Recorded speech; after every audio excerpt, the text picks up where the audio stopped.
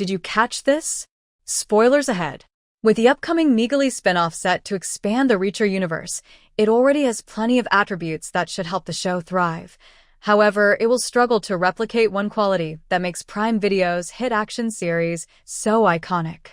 Having been part of all 3 seasons of Reacher, Neagley was the perfect character to be given her own solo project.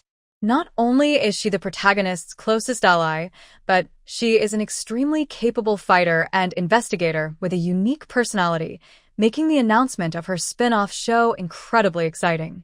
This will give the franchise more time to explore Neagley's military backstory as well as her connections away from Jack Reacher, which should flesh out the character even more. Maria Sten's excellent performance has already made the former sergeant a fan favorite, and with Alan Ritchson set to return as Neagley, the sky is the limit for this exciting series. Still, despite all the positive momentum ahead of its debut, the spin-off does face one major challenge when it comes to competing with the main show.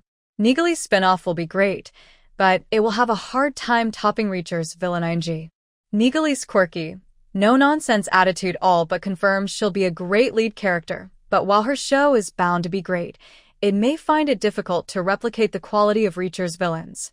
While Reacher has many strengths that make the series so enjoyable, its compelling villains are easily one of its best features. Sure, Alan Ritchson is imperative to the overall product, as is the excellent supporting cast, but given how smart and imposing Reacher is, he needs some menacing yet believable foes to face off against.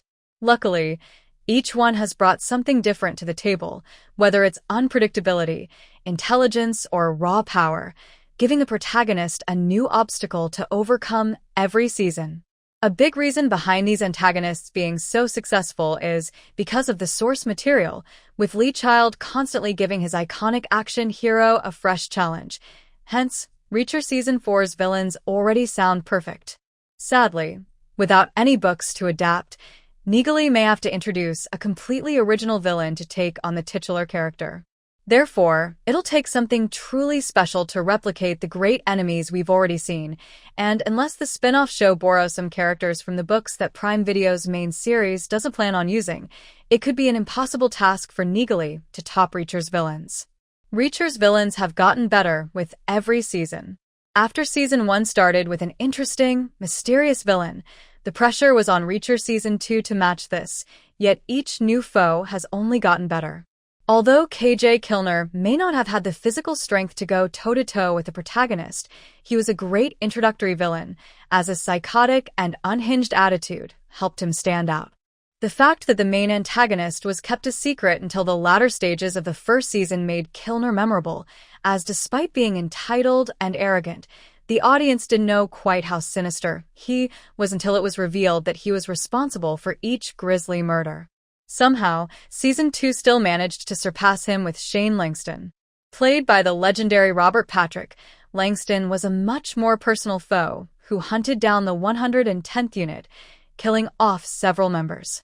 His head of security status meant he had plenty of connections and used others to do his bidding, creating a near untouchable adversary, which helped make his eventual defeat all the more satisfying.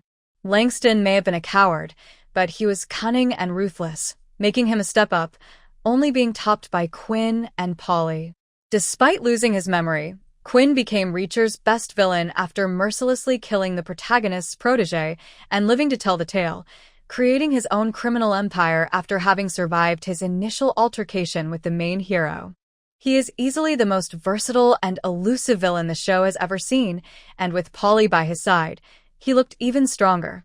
Polly is the only antagonist we've seen truly overpower Reacher and even came worryingly close to killing the lead character, proving just how much the show's antagonists have evolved with every outing.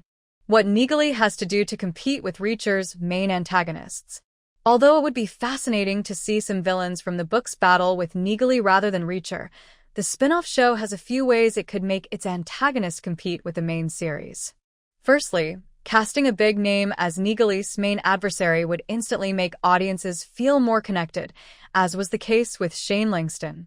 Having someone with a similar level of star power as Robert Patrick or an even more famous name appear in the spin-off would help draw eyes to the project and capture people's attention. Additionally, Giving the character traits that we haven't seen in the franchise would also be beneficial, as a more flamboyant or bloodthirsty foe would feel completely unique. We've seen the cruel and intelligent type before, but introducing someone that's a little bit over the top would be a lot of fun, while a villain who is constantly craving conflict also sounds exciting.